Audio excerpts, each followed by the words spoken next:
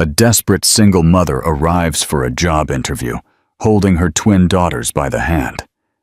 Everyone bursts into laughter, mocking the sight. But when the millionaire owner walks into the room and their eyes meet, silence falls. What happens next will leave you speechless. If you've ever felt like your world was against you, hit the like button, comment where you're watching from, and subscribe to the channel for more powerful stories. The rain drummed against the bus windows as Clara Jenkins held her daughters close. Mia and Eva, 4-year-old twins, slept peacefully on her lap, their small heads resting on her shoulders. The 29-year-old woman stared out the wet window at the streets of Portland, Oregon, her heart beating faster and faster. Today was her last chance. She had been out of work for months, bills piling up on the table in her rented room. And now, even that small refuge was threatened. The landlady had already called twice about the overdue rent. Clara knew that tomorrow she might not have a roof over her and the girls' heads. "Next stop, Pioneer Courthouse Square," a mechanical voice announced on the bus. Clara gently shook her daughter's shoulders. "Mia, Eva, wake up, my darlings. We need to get off." Mia, always more alert than her sister, opened her big brown eyes. "Mommy, where are we?" "We're going to a very important meeting, remember? Mommy is going to talk to people about a job at a restaurant." Eva rubbed her eyes with small fists. "Can't we stay home?" Clara's heart ached. If only she could leave them with someone she trusted. But there was no one. Her parents had cut contact 3 years ago, when she refused to reveal the girl's father. Friends had gradually drifted away when her life became too complicated for their carefree get-togethers. "I can't leave you alone," she said softly, helping them put on their coats. "You'll be good and quiet, I promise." "We promise, Mommy," they said at the same time, which always made Clara smile, despite the difficulties. They got off in the rain. The Gilded Palette was just 2 blocks away, but each step felt like an eternity. Clara carried Eva, while Mia held her other hand tightly. Their clothes were clean, but visibly not of high quality. Clara wore her best blouse, a white shirt she had managed to iron with a borrowed iron. When they stopped in front of the restaurant's elegant facade, Clara felt her courage abandon her with every second. The Gilded Palette was one of Portland's most renowned establishments. Crystal chandeliers shimmered behind the large windows, and inside, she could see elegantly dressed people seated at tables with white tablecloths. "Mommy, it looks like a palace," Mia whispered in admiration. "Yes, my love, and maybe Mommy will work here." Inside, an atmosphere of restrained elegance prevailed. Clara looked around and noticed some people sitting in the waiting room, other candidates for the waitress position. They were all impeccably dressed, with professional handbags and an expression of self-confidence on their faces. None had children with them. As soon as Clara entered with the twins, the conversation ceased. She felt looks full of disapproval and astonishment. One of the candidates, a slender blonde in a pantsuit, whispered something to a colleague who cast a disdainful glance at them. Clara approached the reception, where a severe, middle-aged woman with short, perfectly styled hair sat. The sign on her desk read, "Victoria Stone." "Manager, good morning. My name is Clara Jenkins. I have a job interview scheduled for 2 p.m. Victoria Stone looked up from her documents, and her expression hardened upon seeing the girls. "Ms. Jenkins," she said coldly. The advertisement had no information about the possibility of bringing children to the interview. "I'm sorry, but I had no one to leave them with. I promise they will be very quiet." "This is very unprofessional," Victoria interrupted, not hiding her irritation. "The Gilded Palette is a serious business, not a daycare. Please, sit over there in the corner. I will interview the candidates in order, and you will be the last." Clara's cheeks flushed, but she nodded and led the girls to the designated corner. They sat on uncomfortable chairs, and the twins snuggled up to her, sensing her tension. The hours dragged on. One after another, The candidates were called for the interview and then left with either satisfied or disappointed expressions. Mia and Eva tried to be good, but they were hungry and tired. Clara had only a small loaf of bread in her bag, which she divided between them. "Mommy, when are we going home?" Eva whispered, resting her head on her mother's shoulder. "Soon, my love. Mommy still needs to talk to the lady." But deep in her heart, Clara knew that after a start like this, her chances were minimal. It was almost 4 p.m. when Victoria Stone finally looked at Clara. Mia and Eva had fallen asleep on her lap, exhausted by the long wait. Clara's legs felt numb under the weight of her daughters, but she didn't dare move them, fearing they would wake up and start crying. "Ms. Jenkins," Victoria called in a sharp tone. "It's finally your turn." At that moment, the main door opened, and a tall man, wearing an elegant dark gray coat, entered the restaurant. He was about 40, with dark hair and a few gray strands, and a face that could have been handsome, if not for the constant expression of weariness and melancholy. He carried an aura of silence, as if the world around him quieted automatically out of respect or fear. "Mr. Blackwood." Victoria stood up immediately, her tone becoming fawning and polite. "I wasn't expecting you today." Julian Blackwood nodded in greeting, but his gaze swept the interior of the restaurant. It paused for a moment on the group of elegant women in the waiting room, then moved and froze. In the corner, on uncomfortable chairs, was a young woman with 2 girls asleep on her lap.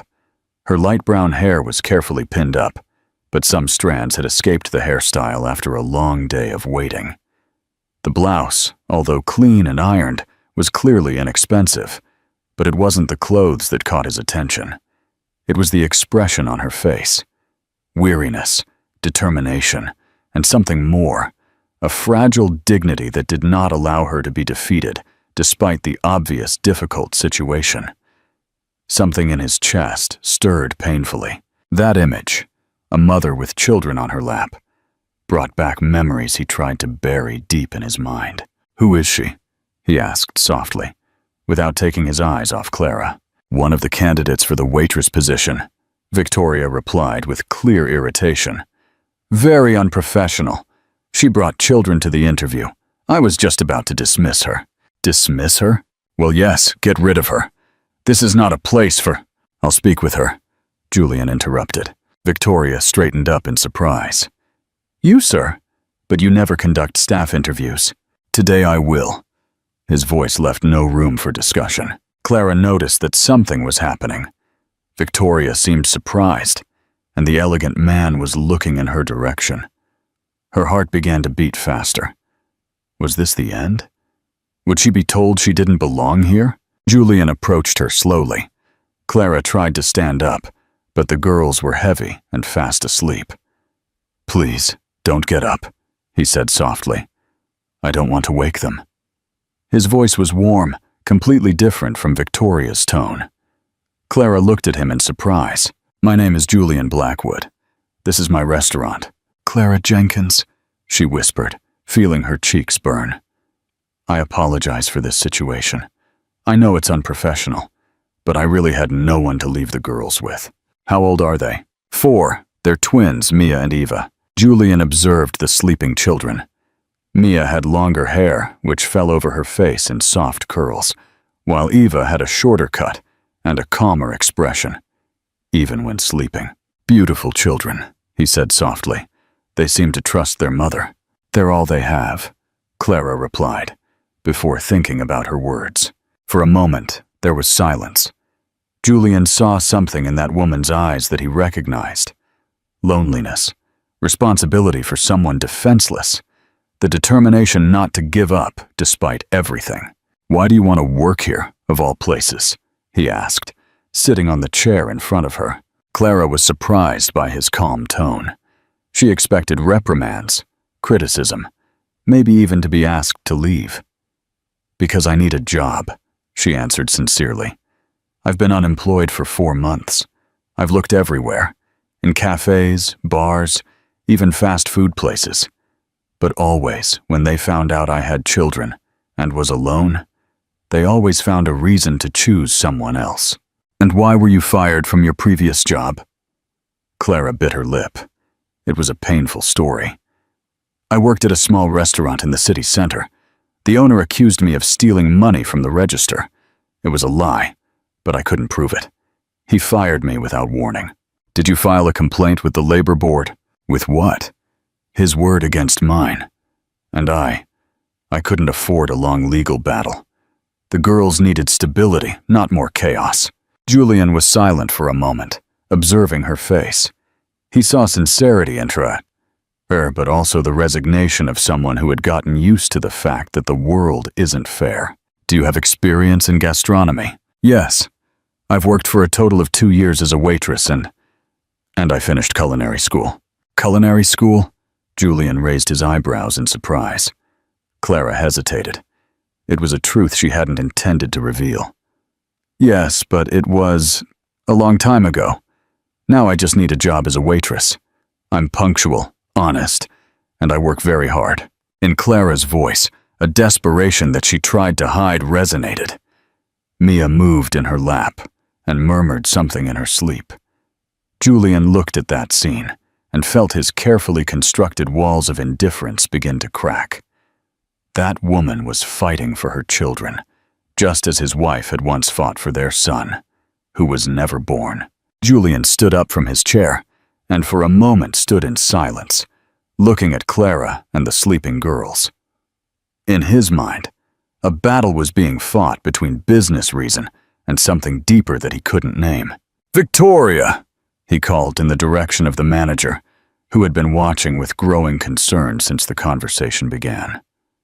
"Yes, Mr. Blackwood. Do you have more candidates to interview?" "No, Ms. Jenkins was the last one. Then you can go home. I'll take care of the rest." Victoria's mouth opened as if to protest, but Julian's look prevented her from continuing. She grabbed her handbag and left, casting one last unfavorable glance at Clara. When they were alone, Julian sat down again. "Ms. Jenkins, can you start work tomorrow morning?" Clara looked at him in disbelief. "I'm sorry. I'm offering you the job, base salary plus a percentage of the tips. Does that please you?" Yes, of course, but..." Clara shook her head, as if trying to wake up from a dream. "Are you sure? After everything that happened today?" "It's exactly why I'm sure." Julian looked at the sleeping children. A mother who is able to wait 5 hours with children on her lap just to have a chance at a job is someone who can be trusted. Clara's eyes filled with tears. "Thank you," she whispered. "I really don't know how to thank you." "There's one more thing," Julian added. "Where do you live with the girls?" "We rent a room in the industrial area. It's not an ideal place, but I have a proposal. In the back of the restaurant, there's a small apartment. My housekeeper used to live there, but it's been empty for a year. It has 2 bedrooms, a small kitchen, and a bathroom. You can live there with your daughters. Temporarily."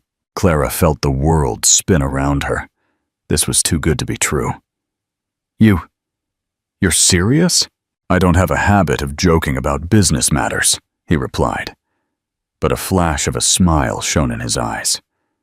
"The only condition is that the girls can't disrupt the restaurant's work. Of course, I'll find someone to take care of them. That's not it. In the back, there is a small garden. They can play there, under the supervision of the chefs while you work, but they must be quiet during customer service." Eva opened her eyes and looked at the strange man sitting in front of them. "Mommy, who is he?" she asked in a sleepy voice. "It's Mr. Julian, Eva. He's the owner of this beautiful restaurant. Like a palace," Mia added, who had also woken up. Julian smiled for the first time in a long time. "Yes, a little like a palace. And what's your name?" "Mia, but Mommy calls me Mia Bug. And I'm Ava. But I'm not a lily in the garden," the sister said with seriousness, which made Julian laugh. "It's a pleasure to meet you girls. You're going to live here with Mommy." The twins looked at Clara with excitement. "Really, Mommy?" Clara nodded, still unable to believe what was happening. "Yes, my darlings, we will have a new home. I'm going to show you the apartment," Julian proposed, getting up, "so you can see if you like it." They passed through the main dining room, near the elegant kitchen, where some chefs were preparing for the evening service. Everyone looked with curiosity at the small procession. The apartment was indeed modest, but clean and cozy. The larger room had a wide window overlooking the garden. The smaller one was ideal for the girls' bedroom. The kitchen was small, but functional. "Mia Bug, look!" Eva ran to the window. "There are flowers and a bench here. And a swing," Mia added, pointing to an old wooden swing hanging from a large oak tree. Clara stood in the doorway and looked at her daughters, who for the first time in months seemed genuinely happy. She turned to Julian with eyes full of gratitude. "Why are you doing this? You barely know me." Julian looked out the window at the girls playing. His face became serious. "Everyone deserves a second chance, Ms. Jenkins. Some of us just wait longer for it." There was a note of sadness in his voice that Clara couldn't understand, but she decided not to ask. Everyone had their secrets, their wounds. She also had hers. "When can we move in?" she asked. "As soon as tonight, if you like. Here are the keys." He handed her a small set of keys. "Tomorrow, at 8 in the morning, you will meet the rest of the team. The first shift starts at 10. Clara took the keys, feeling their weight in her hand. They were the keys to a new life. "Mr. Blackwood, I don't know how to repay you. Please, just do a good job and take care of those girls. That's enough." That night, as Clara tucked her daughters into bed in their new room, Mia asked, "Mommy, is that man good?" "Yes, my love, I think he's very good." "Then why does he look so sad?" Clara stroked her daughter's hair. "Sometimes good people are sad, Mia Bug, but maybe our smiles will make him feel better." Outside, the rain whispered. But for the first time in months, Clara felt safe. She still didn't know that that rainy day would change not only her life, but also the life of the lonely restaurant owner who had lost faith in risking his heart again. 3 weeks passed like a dream. Clara woke up every morning at 6, prepared breakfast for the girls, and then took them to the garden, where they could play under the watchful eye of Chef Leo, the oldest chef, who had adored the twins since the first day. "There's nothing like a child's laughter in the kitchen," he would say, offering them pieces of warm croissants. Clara quickly found her place on the team. She was punctual, polite, and had a natural talent for serving customers. Some clients were already specifically asking for her tables, which did not go unnoticed by the other waitresses. "The new girl is lucky," whispered Sarah, the oldest waitress, to a colleague. "But let's see how long that luck lasts." Clara tried not to pay attention to the whispers and envious glances. She concentrated on her work and the girls, who were flourishing in the new environment. Mia made friends with the restaurant's cat, Ginger, while Eva loved to help Chef Leo with simple tasks, like measuring flour or whipping croissant cream. Julian watched that small family from a distance. Every morning, sitting in his office with a cup of coffee, he looked out the window at the garden, where the girls were playing under the oak tree. Their laughter even reached him through the closed windows, filling the space that had been dead for years. Sometimes, he would catch himself smiling unconsciously upon seeing Eva trying to catch a butterfly, or Mia reading a book in the shade of the swing. They were moments that, at the same time, warmed his heart and reminded him of what he had lost. "Mr. Blackwood?" Clara appeared at his office door with a tray. "I brought lunch." Over the past 3 weeks, this had become a routine. Clara would bring meals to him in his office, as he rarely came down to the main dining room during service. "Thank you," he replied, looking away from his documents. "Chef Leo made some beef stew today. He says it's your favorite." "Leo talks too much," Julian murmured, but there was warmth in his voice. Clara placed the tray on the table and was about to leave when he stopped her with his voice. "How are the girls settling in?" "Wonderfully. I've never seen them so happy. Eva says she wants to be a chef like Leo, and Mia claims she's going to learn to read all the books in your library. For the first time, Julian smiled. Maybe we should really organize some lessons for them. That's very kind of you, but I don't want to be a bother. It's not a bother. A child should learn. At the door, Chef Leo appeared with a serious expression. Mr. Blackwood, there's a lady here who wants to talk to you about Clara and the girls. Clara went pale. What? She didn't give her name, but she says it's urgent. She's waiting in the main dining room. Julian stood up with determination. I'll talk to her. Maybe I should go with you, Clara proposed, visibly nervous. No, stay here.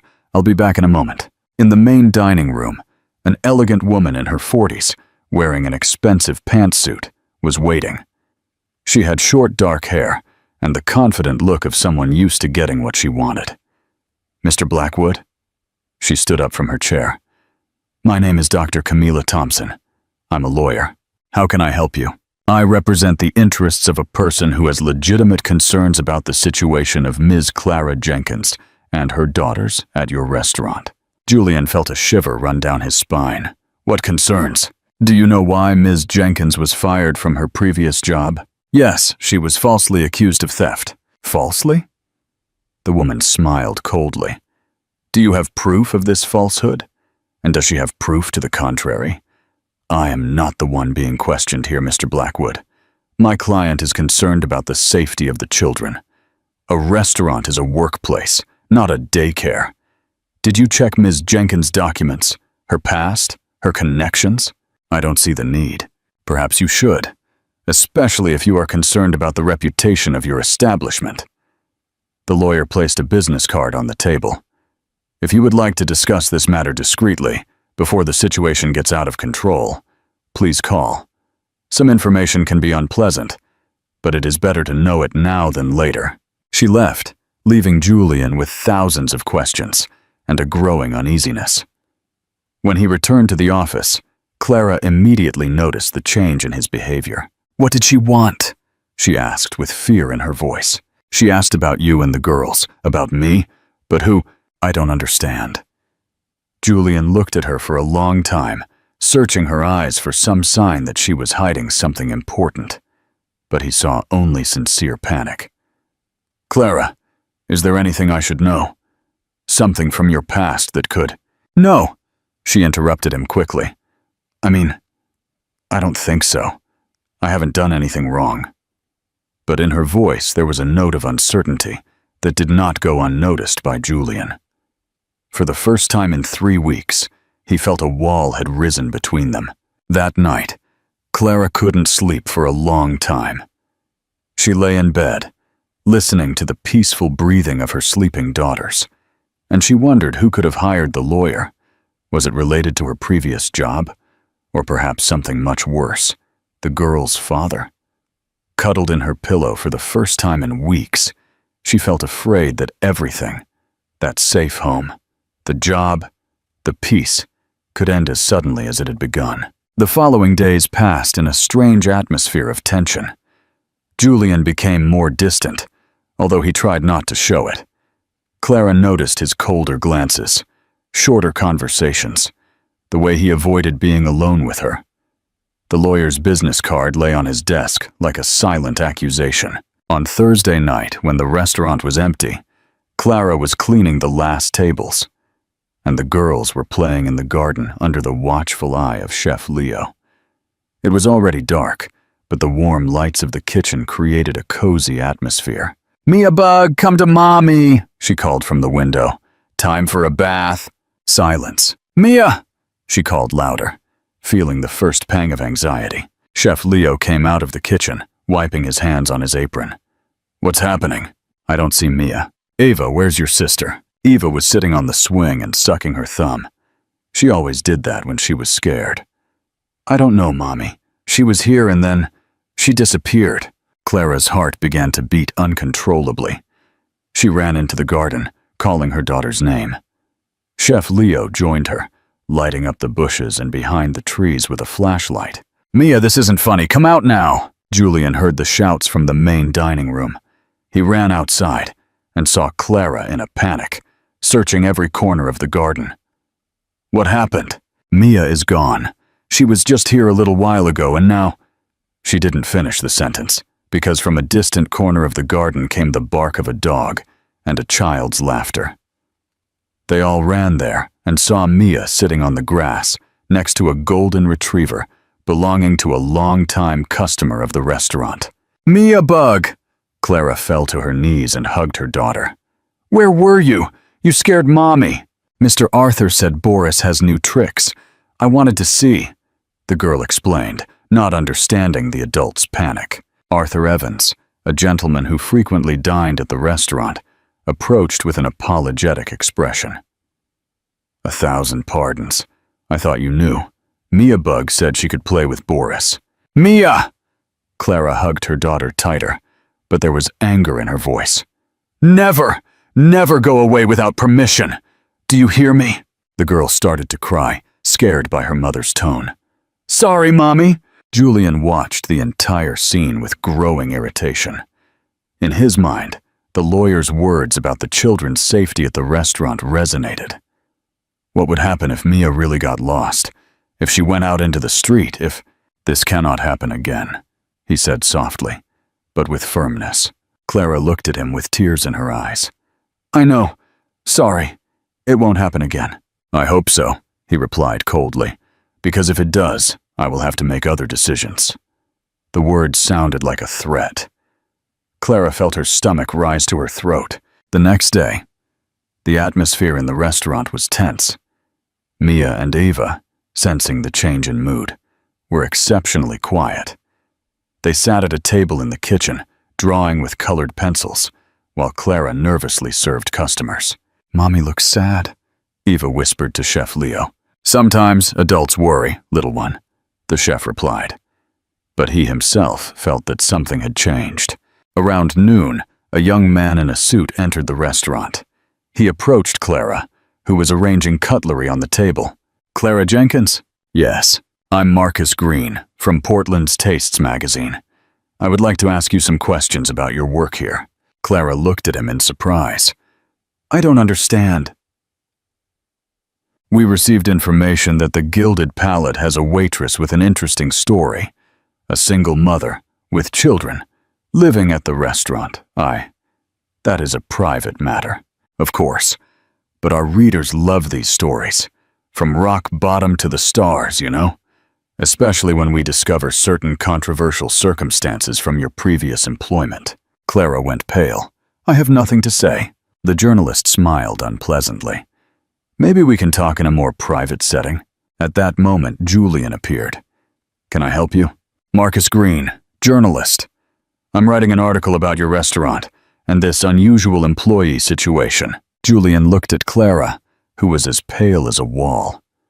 "Please, leave my restaurant. Immediately. But this is a matter of public interest. This is my private property. Please leave before I call security." The journalist shrugged and left, but not without a last meaningful look at Clara. "What was that?" Julian asked when they were alone. "I don't know. Someone must have informed him." "Who? And about what?" Clara opened her mouth, but she didn't know what to say. She felt that she was getting entangled in a lie. But the truth was even more terrifying. "Clara," Julian took her hand. "You need to tell me what's happening. What is all this about?" For a moment they looked into each other's eyes, and between them, a question hung that Clara was not ready to answer. "I can't," she whispered finally. "Not yet." That night, while the girls slept, Clara sat at the window and looked at the dark garden. She felt that her happy dream was coming to an end. Somewhere there, in the shadow, her dark past lurked, ready to devour everything she had managed to build. And in his office, Julian held the lawyer's business card and wondered if he shouldn't call. "What do you think is a fair price for a secret that could break a heart? Let me know in the comments." On the weekend, the Gilded Palate was buzzing with life. Saturday lunches attracted the Portland elite: businessmen, artists, politicians. Clara tried to maintain a sense of normalcy, but she felt the customers' eyes on her, as if everyone already knew about the article that was about to come out. Table 8 is calling for you, Sarah said with poorly disguised satisfaction. It's the famous food critic, Mr. Peixoto. Clara approached the table with her heart pounding. Peixoto, a man in his 50s with a gray beard, was carefully studying the menu. Good morning, how can I serve you? He looked up and observed her carefully. Ah, so you're the famous waitress with children. Excuse me? I received a tip from a fellow journalist. It seems you have an interesting story. He smiled unpleasantly. I'm not just interested in the food, but also the people who serve it, especially those with baggage. Clara felt her cheeks burn. Can I take your order? Of course, but first, is it true that you were fired from your previous job for theft? Clara's hands began to tremble. That's not true. And the girls? Who is their father? I've heard several theories. Please, just tell me what you want to order, she said softly, trying to stay calm. From the kitchen, suddenly, came a scream from Eva. Clara jumped from the table and ran there, leaving the surprised critic. In the kitchen, Eva had her hand under cold running water, crying. Chef Leo was trying to calm her down. What happened? She touched a hot pan, Chef Leo explained. Nothing serious, sweetie boss, but she got scared. Clara hugged her daughter. It's okay, my love. Mommy's here. It hurts, Eva sobbed. At that moment, Julian entered the kitchen with an expression of anger. What's going on?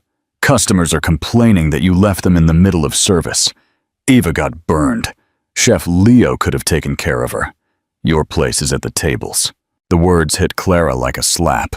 She's my daughter, and this is my restaurant. If you can't reconcile the two things. Mr. Blackwood, Chef Leo intervened softly. It was just an accident. Lately there have been too many accidents, Julian replied coldly, and too many problems. Clara got up, still holding Eva in her lap. Anger burned in her eyes. If you think I'm a problem, maybe I should leave. Maybe you should, he replied without hesitation. The silence that followed was louder than any scream. Even Chef Leo held his breath. All right, Clara whispered. I'll hand in my notice tomorrow morning. She left the kitchen, carrying the crying Eva. Mia, who was watching the whole scene from a corner, ran after them with wide eyes and full of tears. Mommy, what's happening? Why is everyone yelling? Nothing is happening, Mia Bug, Clara lied, fearing she herself would burst into tears. Let's go to our room. That night, Clara packed her things in 2 old suitcases. The girls were sleeping, tired from the day's emotions. They had nowhere to go, but she couldn't stay in a place where she wasn't welcome. Around midnight, she heard a soft knock on the door. She opened it, expecting Chef Leo, but saw Julian. He looked tired and remorseful. Can we talk? The girls are sleeping. Good. What I have to say is not for their ears. They went out to the garden. The moon shone brightly, illuminating the bench under the oak tree. They sat side by side, but there was an abyss between them. Yesterday I acted like a complete idiot, Julian began. You acted like a boss who is tired of problems, Clara replied softly. No, I acted like a coward.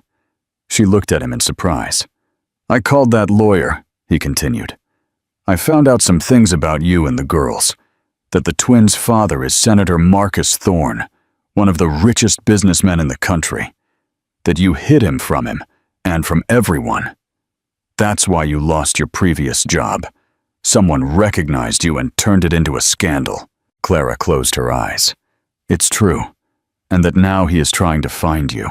I don't want him to find us, she whispered. I never wanted to have anything to do with him. Why? For a long moment she was silent. Then she began to speak softly, looking at the stars. I met him 6 years ago. I was working as a waitress in an elegant hotel in Boston. I had just finished culinary school. He was there for some business conference. He was charming, handsome. He told me things I wanted to hear. That I was special. That he had plans for the future. Her voice failed. I didn't know he was married.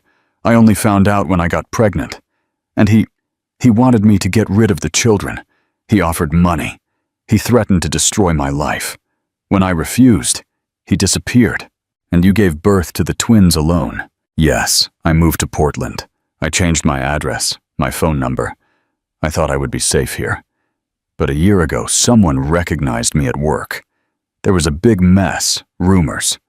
The owner of the restaurant didn't want a scandal, so he accused me of theft and fired me. Julian listened in silence, feeling a growing anger at the man who had treated Clara that way.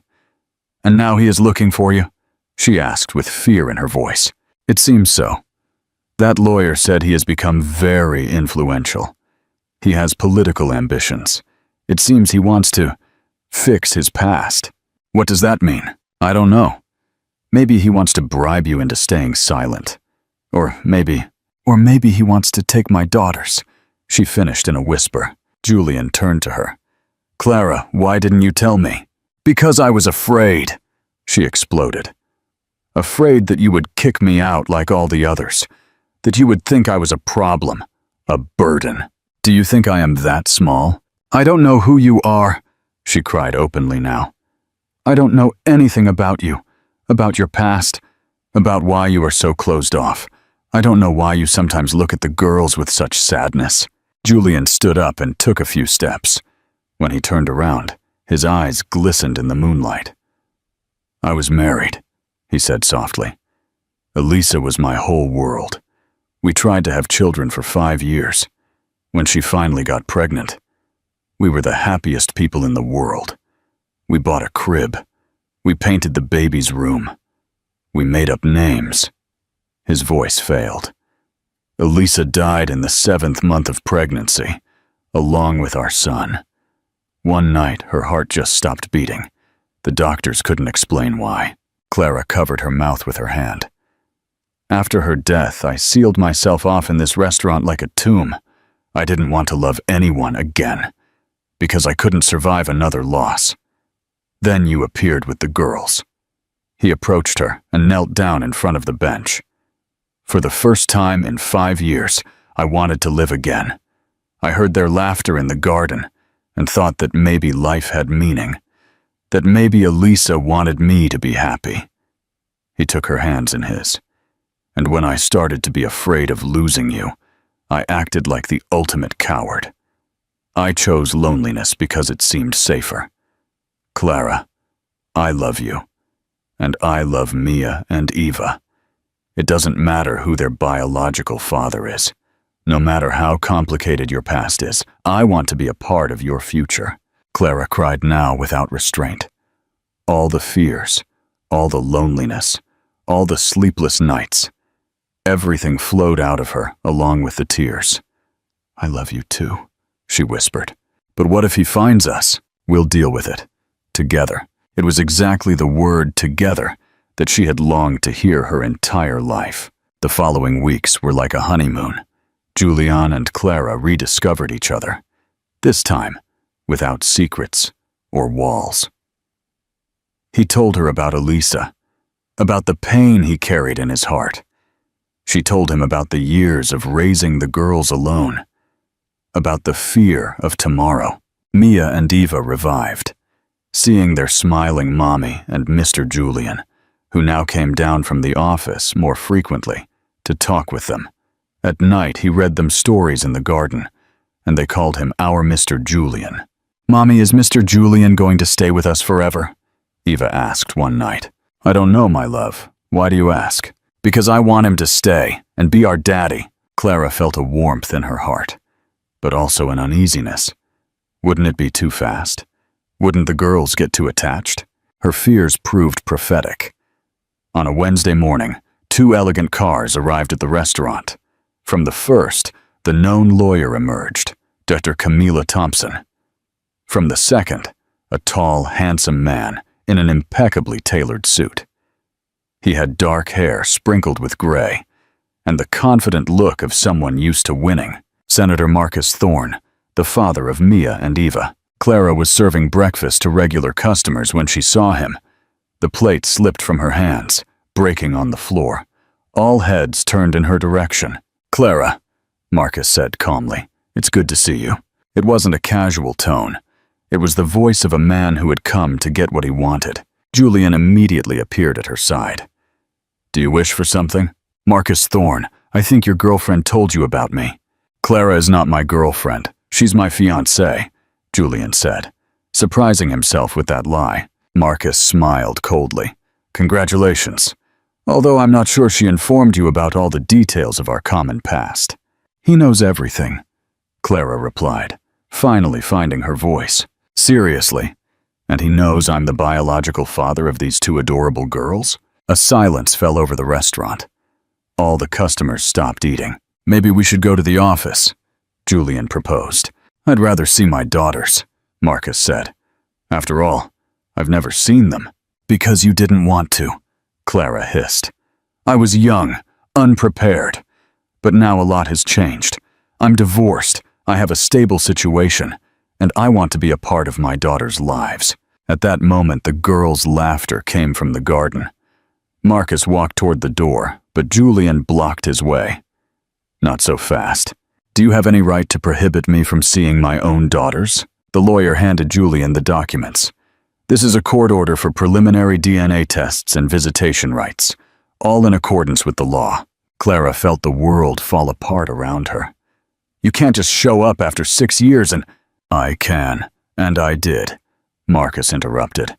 I am their father, no matter how much you tried to hide that from me. Hide it? You're the one who disappeared? You're the one who wanted me to get rid of them? That was a different situation. Now I'm ready to take responsibility. Mia and Eva ran into the room because they heard the raised voices. They stopped upon seeing the strangers. Mommy, what's happening? Mia asked. Marcus looked at them with fascination. Seeing the living proof of his biological connection with those small creatures was a shock for him. Mia had his eyes, and Eva the shape of his face. These are my daughters, he said softly to the lawyer. Your daughters were raised by me for 6 years, Clara exploded. Your daughters were fed by me when they were sick. Your daughters cried, asking why they had no father. And now they have one, he replied calmly. Eva began to cry, scared by the adults yelling. Mia hugged her protectively. Who is he, Mommy? She asked. Clara knelt down beside her daughters. He is the man who helped Mommy have you. Is he our daddy? Eva asked amidst tears. The silence that followed was unbearable. Yes, Marcus finally said. I am your daddy. But we have Mr. Julian, Mia protested. Mr. Julian is not your real daddy, Marcus replied softly. I am. The girls looked at Julian in fear, as if they were afraid he would leave them. No one is taking anyone, Julian said, kneeling beside Clara. Sometimes people have more than one adult who takes care of them. Marcus did not seem satisfied with this diplomacy. I would like to spend some time with the girls, alone. It is my right. No. Clara hugged the girls tightly. They don't know you. They're scared. That will change. The lawyer handed over the papers again. According to the decision, Mr. Thorne has the right to 2 hours of contact with the children this week, in the presence of a child psychologist. And if we don't accept, Julian asked, then the next step will be court, and things can get much more complicated. Marcus leaned down to Mia and Eva. Girls, would you like to play with me? We could go to the park, get some ice cream. We don't want to, Mia said firmly, taking Julian's hand. We want to stay with our Julian. For the first time in many years, Marcus Thorne heard the word no and could not ignore it. But in his eyes, something shone that did not bode well. We'll see, he said softly. We'll see. The following days were a nightmare. Marcus Thorne did not give up. Every day he came to the restaurant trying to establish contact with the girls. He brought expensive gifts that they rejected, talked about the big house he had in Boston, about the trips they could take together. Mia and Eva reacted worse and worse. Eva started sucking her thumb again and woke up crying at night. Mia became aggressive, yelling at the stranger who said he was her father. My daddy wouldn't abandon Mommy, she screamed when Marcus tried to hug her. But I didn't abandon you. I just didn't know you existed, he explained patiently. You're lying, Mia yelled. "Mommy said you knew." Clara watched her daughters suffer and felt helpless. Every night they cried, asking if that stranger would take them away from Mommy and Mr. Julian. "I won't let him take you," she promised, but she wasn't sure of her own words. Julian consulted with lawyers, but they all said the same thing. A biological father has rights that are difficult to contest, especially when he has influence and money. "You could adopt the girls if you get married," one of the lawyers said. "That would strengthen your position. But Marcus Thorne would still be their biological father," another added. "And if he wanted to fight for full custody?" Clara asked. "Why would he want to? He has political ambitions, a wife, children, a stable family. That's a good image for a senatorial candidate." Clara felt nauseous. Was Marcus really treating his daughters as props in his political game? On Friday night, when the restaurant was closed, Chef Leo brought worrying news. "There was a man here today, when you weren't around," he said. "He asked the staff about you, about the girls, offered money for information." "What man?" Julian asked. "He didn't introduce himself, but he looked like a private detective. He wanted to know about your habits, about how long Clara has worked here, if the girls are often alone." Clara paled. "What did you say to him?" "Nothing, of course, but some of the staff. Well, you know, everyone has their financial problems." That night, Clara couldn't sleep. She lay in bed, listening to her daughter's peaceful breathing, and felt a growing fear. Marcus was clearly gathering material against her. But what? The next day brought the answer.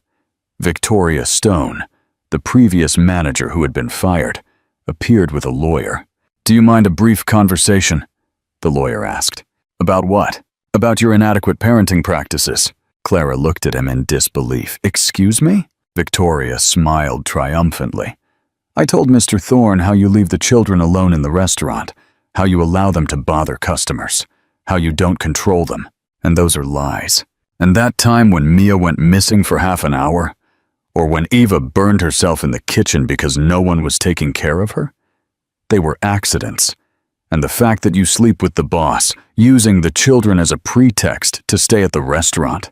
Clara felt her cheeks burn. "That has nothing to do with my motherhood, doesn't it? And is this environment suitable for small children? A restaurant where you work until late at night, where there is alcohol and strangers?" Julian appeared at the door, hearing the raised voices. "What's happening here?"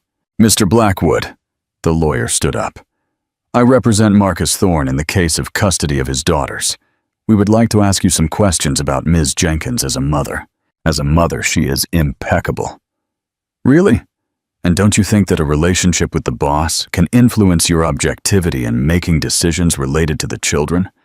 Don't you think she uses the children to manipulate you?" "That's absurd," Victoria intervened sarcastically. "Or maybe you can tell us about those nightly visits to her room.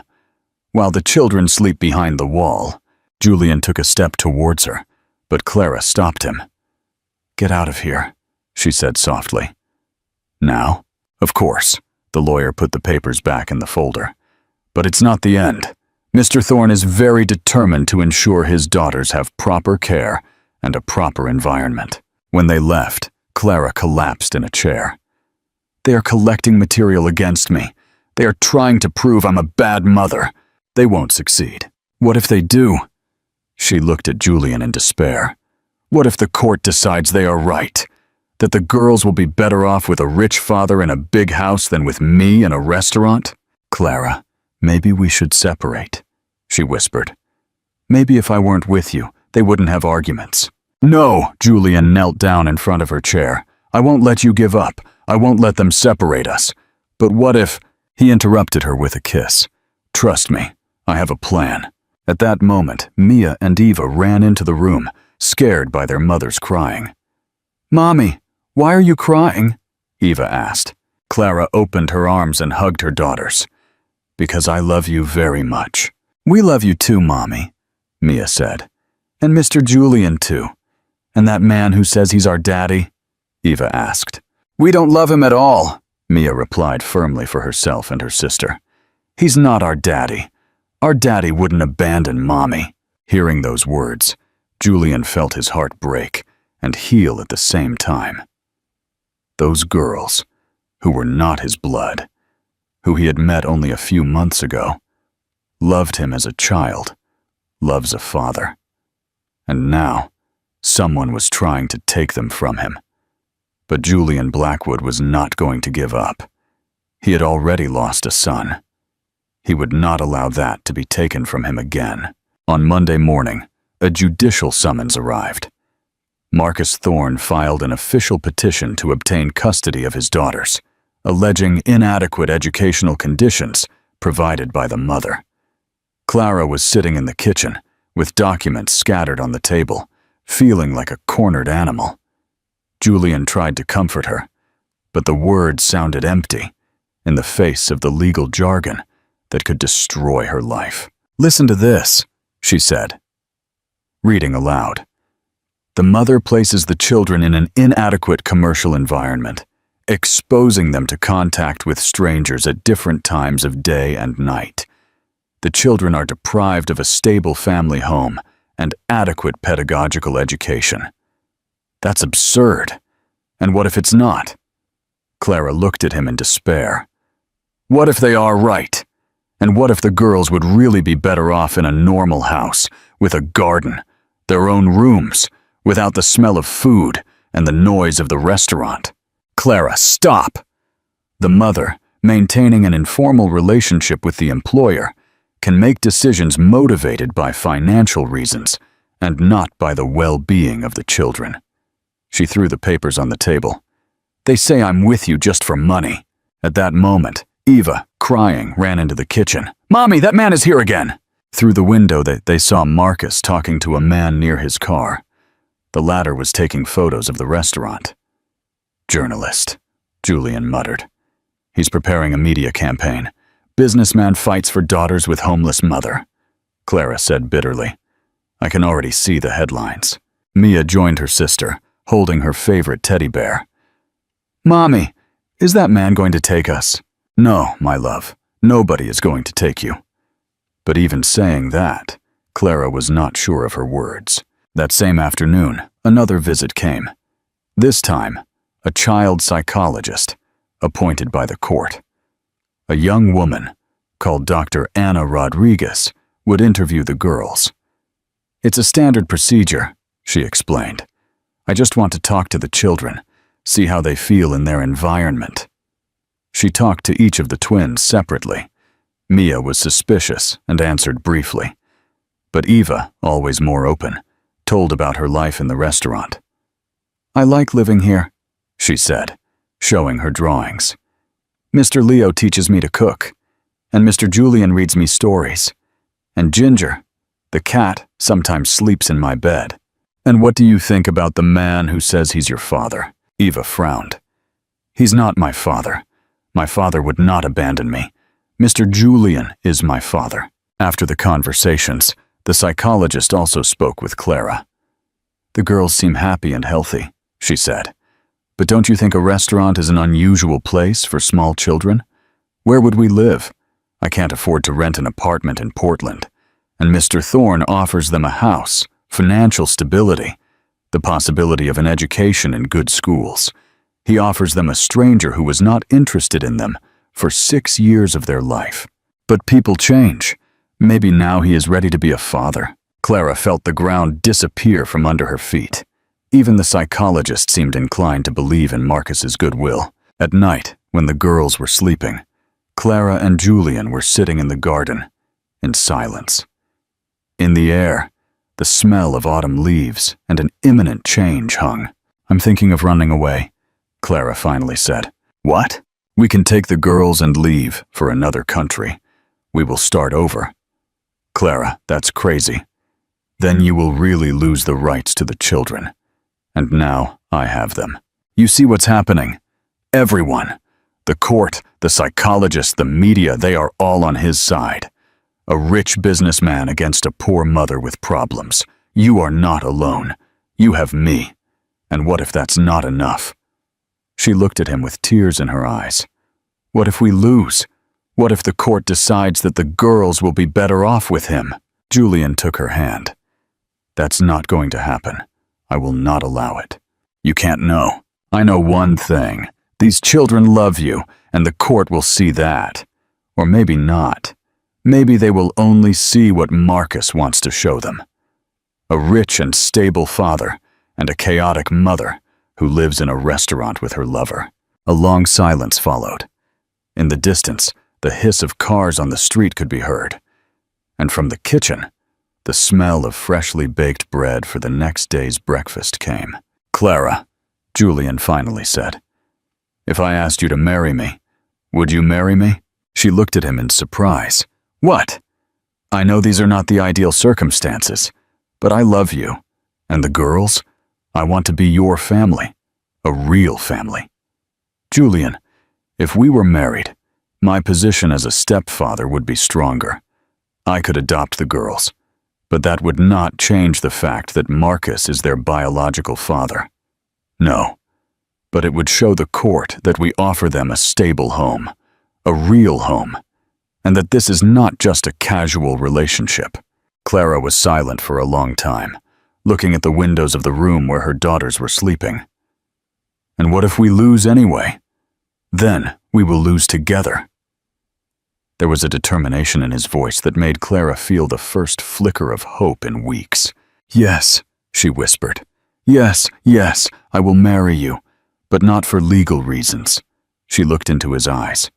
Because I love you, and because I want us to be a family. They kissed in the starlight. Without knowing that, on the corner of the building, a man with a camera had just taken a series of photos. In the morning, those photos would arrive at Marcus Thorne's desk. The war for the girls had just intensified. On the next morning, Clara woke up with a strange sense of peace. For the first time in weeks, she knew what to do. Julian was already awake, sitting at the window, watching the sunrise over the garden. You don't regret it? She asked, approaching him. What would I regret? The best decision of my life? She hugged him from behind, feeling the warmth of his arms. How do you want to do this? A wedding in such circumstances? Quick and discreet. This morning, I'm going to the registry office. I'll handle the formalities. No, we can get married this week. And the girls? We'll tell them after everything. I don't want them to worry about one more thing. But Mia and Eva had their own way of sensing changes. During breakfast, they watched their parents with curiosity. Mommy smells good today, Eva observed. And she smiles differently, Mia added. Mr. Julian also looks like he got something, said the little philosopher Eva. Clara and Julian exchanged knowing glances. Those children were too smart to hide anything from them. In the afternoon, while the girls were playing in the garden under the watchful eye of Chef Leo, an unexpected guest arrived. Dr. Arthur Evans, the man with the golden retriever, with whom Mia had run away that day. Sorry to bother you, he said, but I wanted to talk to you. Go ahead, Julian replied. I heard about the lawsuit, about that man who is trying to take the girls from you. Clara looked at him in surprise. How do you know? Portland is a small city and I am a retired judge. I know people. I hear things. Arthur looked at the girls playing in the garden. And I wanted to tell you that I am willing to testify in court. Testify about what? About the mother you are? About how much these children love Mr. Blackwood. I've been coming here for dinner for 2 years, and I've never seen happier children. Clara felt tears come to her eyes. That's very kind of you. It's not kindness. It's justice. Arthur patted her shoulder. That man may have money and influence, but you have something more important. True love. And the court, if it is just, will see that. After he left, Clara felt a little better. Maybe they were not completely alone in that fight. At night, when the restaurant was closed, Julian gathered the entire staff in the main dining room. Chef Leo, the waitresses, the kitchen helpers. Everyone listened in suspense. I wanted to tell everyone personally, he began. Tomorrow, I'm marrying Clara. A murmur of surprise ran through the room, followed by applause. Chef Leo smiled widely, like a father at his daughter's wedding. "But there's one more thing," Julian continued. "Probably, in the coming weeks, we will be visited by journalists, lawyers, maybe even court representatives. I ask that you remember that the private life of our family is not material for gossip. We are with you." Sarah, the oldest waitress, who had not been very friendly to Clara before, said, "These girls belong here, with you." Hearing that, Clara felt her heart expand. Those people with whom she worked every day had become her family. "There's one more thing," she added, taking courage. "Maybe not everyone knows, but I finished culinary school. If you allow me, I would like to help in the kitchen sometimes. I have some ideas for new dishes." Chef Leo's eyes widened. "Culinary school? Why didn't you tell us?" "Because it's a long story. But now, with so many problems, maybe it's worth using all of our skills." On the next day, Clara and Julian got married in a small registry office. The witnesses were Chef Leo and Dr. Arthur Evans. Clara wore a simple white dress, Julian a dark suit. There were no flowers, no orchestra, or 100 guests, just the two of them, and the promise that they would stay together in good and bad times. "Mr. Julian Blackwood, do you take Ms. Clara Jenkins as your wife?" "I do." "Ms. Clara Jenkins, do you take Mr. Julian Blackwood as your husband?" Clara looked into the eyes of the man who had risked everything for her. "I do." After the ceremony, they returned to the restaurant, where a surprise awaited them. The entire team had prepared a small party in the garden. Chef Leo baked a cake, and Sarah decorated the tables with flowers. Mia and Eva, when they found out what had happened, were delighted. "Is Mr. Julian really our daddy now?" Eva asked. "Yes, my love," Clara replied. "Now we are a real family." "And no one is going to separate us?" Mia asked. "No one," Julian said firmly, picking her up in his arms. "I promise." But even in that happy moment, Clara could not get rid of the uneasiness. She knew that Marcus would not give up. The marriage could strengthen her legal position, but it would not stop a man determined to get what he wanted. That night, while she was in her husband's arms, her husband, for the first time in months, she felt truly happy. But that happiness was fragile as crystal glass, and Clara knew that one careless gesture would be enough for everything to break. Outside, the rain whispered, and in the distance, the lights of Portland flickered. Somewhere there, in his elegant mansion, Marcus Thorne was probably planning his next move. But today, Clara did not want to think about it. Today, she was the wife of the man she loved, and the mother of 2 girls who were her whole world. Tomorrow will be tomorrow.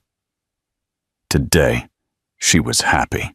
1 week after the wedding, Clara was in the kitchen of the Gilded Palette with an apron tied around her waist, preparing her first signature dish for the customers.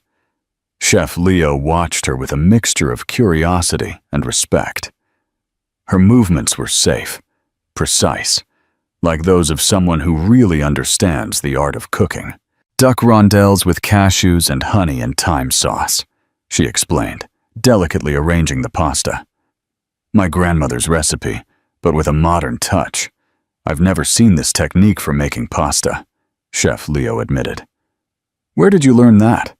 "At college, but especially with my grandmother.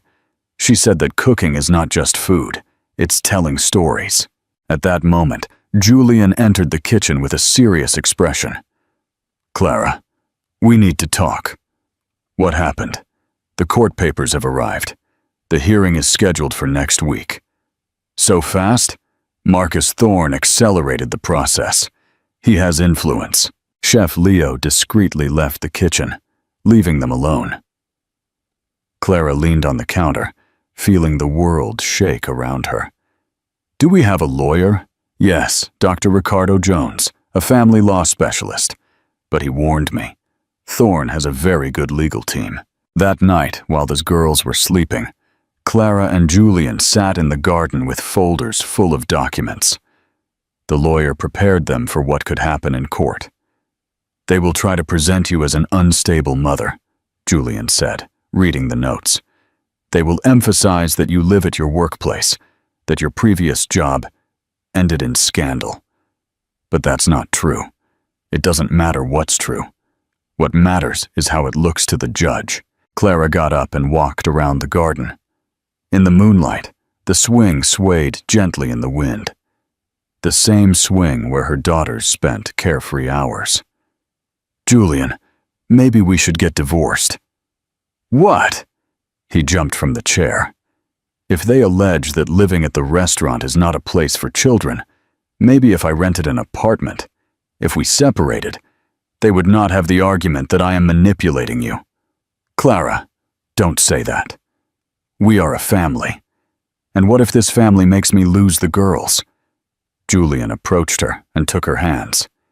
"You won't lose them. I will not allow it."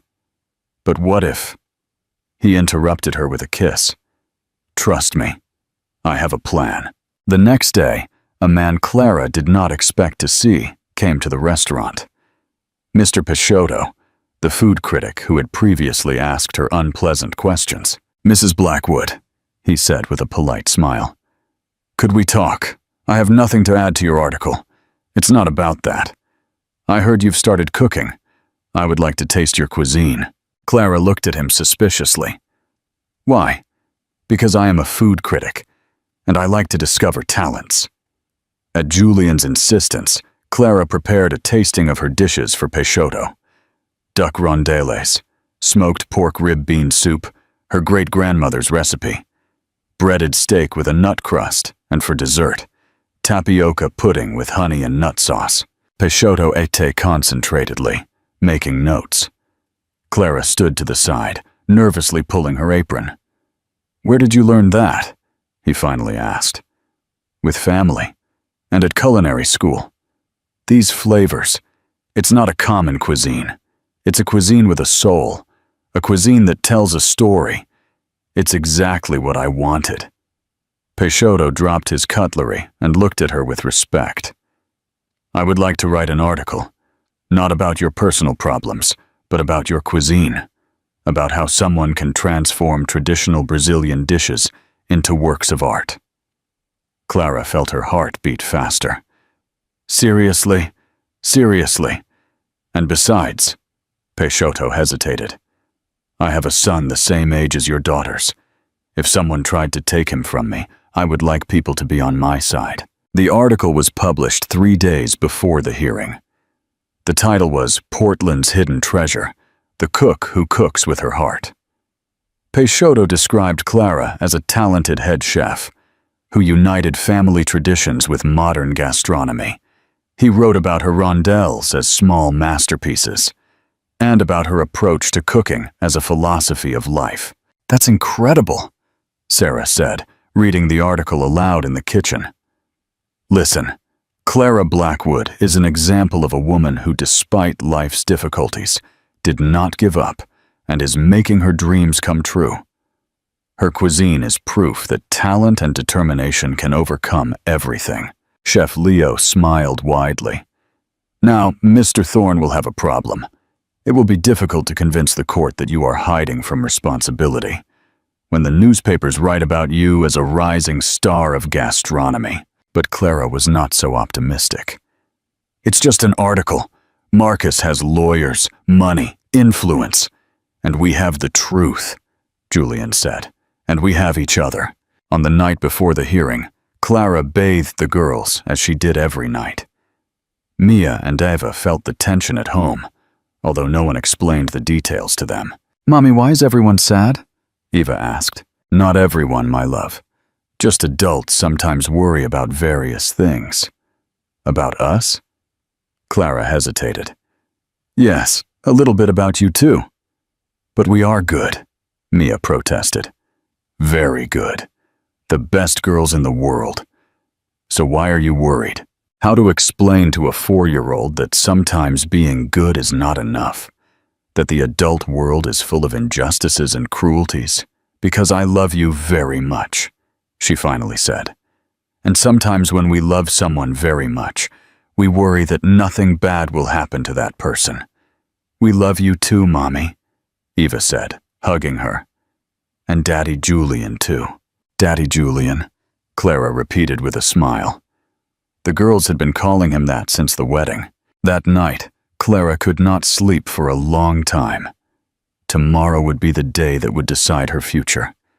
Tomorrow, she would know if love, determination, and struggle would be enough to keep what was most important. Next to her, Julian, her husband, partner, father to her children in every sense except biological, slept. In the next room, Mia and Eva, her world, her everything, slept. Tomorrow, she would fight for them with everything she had. The day of the hearing began with rain. Clara was in front of the mirror, trying to calm her trembling hands. She put on a dark gray pantsuit, the only elegant outfit she had, and tied her hair in a tight bun. She wanted to look serious, responsible, like someone who deserves the trust of the court. "It will be okay," Julian said, adjusting her collar. "The truth is on our side. The girls stayed with Chef Leo, who promised to take them to the park so they wouldn't stay home worrying." Mia hugged Clara at the farewell. "Mommy, come back soon. I will, my love. I promise." The Civil Forum in Portland looked grim under the autumn rain. In the lobby, Clara saw Marcus Thorne with his legal team. 3 men in expensive suits who talked quietly, reviewing documents. Marcus looked confident, like a man accustomed to winning. "Mrs. Blackwood." Their lawyer, Dr. Richard Jones, approached her. "Everything ready? Remember what we agreed on. Calm, truthful. Don't let yourself be provoked." The courtroom was smaller than she expected. Judge Anna Rodriguez was a woman in her 50s, with a severe but fair gaze. "The case refers to the custody of minors Mia and Eva Jenkins," she began. "The plaintiff Marcus Thorne seeks the attribution of his parental rights, invoking biological ties and the ability to provide better living conditions for the children." The lawyer for Marcus was the first to stand up. He was an older man, with gray hair and confident manners, of someone who had won hundreds of cases. "Your Honor, my client." For years, he was not aware of the existence of his daughters. When he found out, he immediately took steps to correct this situation. Mr. Thorne can provide the children with a stable home, the best education, financial security. He continued talking about Marcus's mansion, about his stable financial situation, about the plans to send the girls to the best private schools.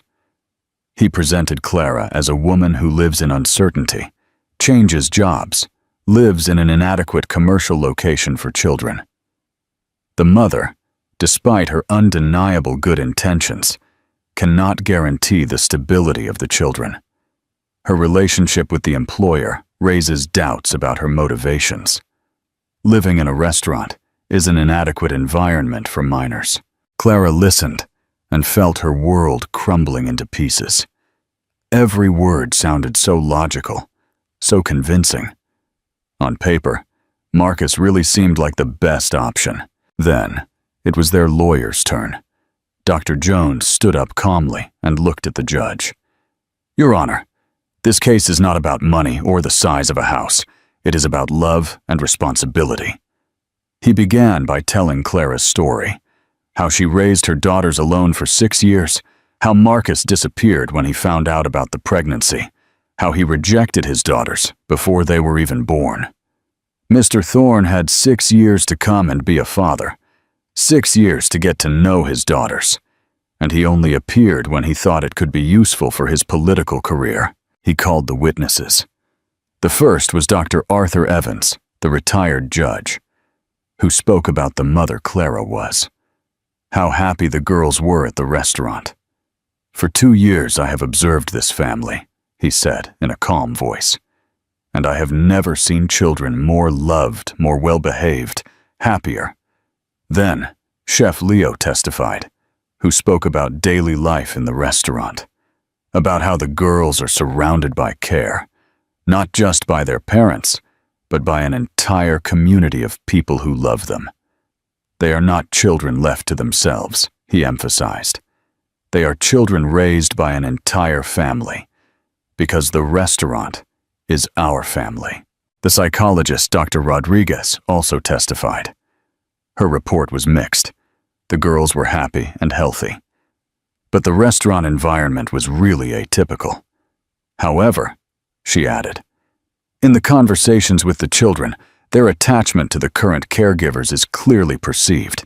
They refer to Mr. Blackwood as Daddy, and they see their eventual separation from their mother as a threat to their safety. Finally, it was Clara's turn. Her heart beat fast when she walked to the witness stand. Mrs. Blackwood, their lawyer began, please, tell the court about your daughters. Clara took a deep breath. Mia and Eva are everything to me. For 6 years, I have done everything to give them love, security, stability. Maybe we don't live in a mansion, but we have a home full of love.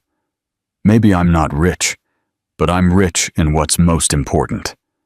And what do you feel for Mr. Thorne? Nothing, she replied sincerely. He is a stranger to me, a man who rejected my daughters before they were even born, a man who only appeared in our lives when he thought it could be useful to him. The lawyer for Marcus stood up for cross-examination. He was relentless.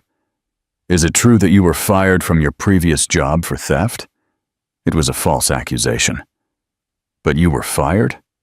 Yes. Is it true that for months you did not have a fixed place of residence? Yes. But is it true that you maintain a relationship with the employer, on whom your housing and professional situation depend? Is it not a relationship of dependency? It's love. Can you guarantee that, in case of the end of this relationship, the children will have a guaranteed roof over their heads? The question hit her like a lightning bolt, because the truth was that she could not guarantee it. If something happened to Julian, if their relationship ended, what would happen to the girls? Our relationship will not end, she said. Is that your guarantee to the court? That your relationship will never end? The silence in the room was louder than any scream. Clara knew she could not promise something like that. Nobody can. I can't guarantee the future, she finally said. I can only promise that I will love my daughters and take care of them, as long as I live. When she returned to her place, she saw in Julian's eyes love and support. But she also saw uneasiness. Marcus's lawyer was good. Very good. Marcus testified last. He spoke fluently about his plans, about the desire to make up for lost time, about the willingness to sacrifice his career for the good of his daughters. I regret that decision of 6 years ago, he said, looking directly at the judge. I was young, scared, but now I'm ready to be the father my daughters deserve. He sounded sincere, convincing, like a man who really regrets his mistakes. The judge announced a pause for deliberation. The sentence would be handed down in an hour. The longest hour of Clara's life had just begun. The waiting hour seemed like an eternity. Clara and Julian sat in the courthouse corridor holding hands. Words were not necessary. Each of them prayed in silence for the same miracle. Regardless of what happens, Julian finally said, we won't give up. We will continue fighting. And if we lose, then we will lose together. Finally, they were called back into the room. Judge Rodriguez seemed tired, as if weighing human destinies was as difficult for her as it was for the parties in the process. After hearing the testimonies and analyzing all the evidence, she began. The court reached the following conclusions. Mr. Marcus Thorne is, without a doubt, the biological father of the minors. His financial and social situation is stable. He can provide the children with a high standard of living and education. Clara's world began to crumble. However, the judge continued, the court must be guided, above all, by the well-being of the children. And the well-being of the children is not just material security, but mainly emotional security. A pause. Mr. Thorne, for 6 years, did not show interest in his daughters. He did not support them, neither financially nor emotionally. His sudden appearance at a time when he plans a political career raises doubts about his true motivations. Marcus went pale. On the other hand, Mrs. Blackwood, for 6 years, raised her daughters alone, providing them with love, care, and emotional stability. The fact that her material situation is not ideal cannot be a reason for the removal of her parental rights. Especially significant for the court are the statements of the psychologist, from which it can be seen that the children treat Mr. Blackwood as their daddy and see their eventual separation from their mother as a threat to their safety. The judge looked at Marcus. Mr. Thorne has the right to contact with his biological daughters. The court grants him the right to meetings, one Saturday a month, for 4 hours, in the presence of a social worker. Contacts may be expanded after 1 year, as long as a positive bond is established with the children. Marcus stood up abruptly. "This is absurd. I am their father." "You are their biological genetic donor," the judge replied coldly. "A father is made over years of daily care, dedication." Mr. Blackwood proved to be that. She looked at Clara and Julian. The main custody of the children remains with the mother and her husband. The court expresses the hope that all parties will act for the good of the children and not for their own ambitions. Clara felt her legs give way. They won. Her daughters stay with her. Marcus left the room without saying a word, surrounded by his lawyers. His face expressed anger and humiliation. But Clara did not feel triumph. She felt only relief and gratitude. In the hallway, Chef Leo was waiting for them with Mia and Eva. The girls threw themselves into their parents' arms. "Mommy, Daddy Julian," they screamed at the same time. "We missed you!" "We missed you too," Clara said, hugging them tight. "And now we will never be separated again." 1 month later, the Gilded Palate celebrated a double victory. Not only did they win the lawsuit, but the restaurant received its first Michelin star, largely thanks to Clara's signature dishes, which enchanted food critics from all over the country. At night, when the restaurant was closed, their new and expanded family sat in the garden at a long table. Chef Leo served his specialties. The waitresses laughed at work anecdotes, and Mia and Eva ran between the tables, distributing their drawings to everyone. "Mommy?" Eva approached her with a serious expression. "I drew our family." On the drawing was Clara, Julian, the 2 girls, Chef Leo with a big spoon in his hand, Ginger the cat, and a big house that looked suspiciously like a restaurant. "And who is this?" Clara asked, pointing to a figure next to it. "It's that man who said he was our daddy," Eva explained. "But he's far away because he doesn't live with us." "And what do you think about him?" Eva pondered seriously. "Maybe he's not bad, but our real daddy is Daddy Julian, because a real daddy is the one who stays." Those words from a 4-year-old child contained more wisdom than all the legal arguments in the world. When the children finally went to sleep, Clara and Julian were left alone in the garden. She sat on the bench under the oak tree, the same place where they first declared their love. "You know something?" Clara said, resting her head on his shoulder. "I don't feel like I'm in a fairy tale." No, I feel better. Fairy tales end. And this is real life. Our real, imperfect, beautiful life." Julian kissed the top of her head. "And it's just beginning." In the restaurant windows, the lights went on. Chef Leo was preparing for the next day.